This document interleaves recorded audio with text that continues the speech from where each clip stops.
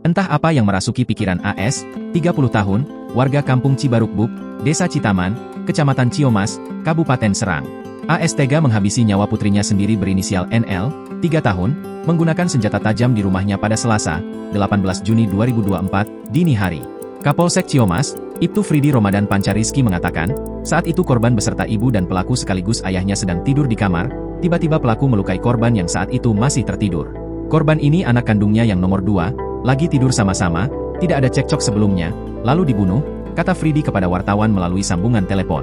Menurut Fridi, insiden tersebut diketahui ibu korban yang terbangun karena terkena cipratan darah. Fridi menjelaskan, korban sempat dilarikan ke puskesmas Ciomas namun nyawa korban tidak tertolong. Korban sempat dibawa ke puskesmas sekitar pukul 4, tapi sudah meninggal dunia, pungkasnya.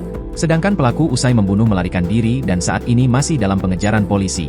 Sementara ini pelaku sedang dilakukan pengejaran, ini orang tua kandung yang membunuh anaknya, ujar dia. Untuk motif, sambung Fridi, belum diketahui karena masih dalam penyelidikan dan korban sedang dilakukan autopsi di Rumah Sakit Bayangkara Polda Banten. Download Tribun X sekarang, menghadirkan lokal menjadi Indonesia.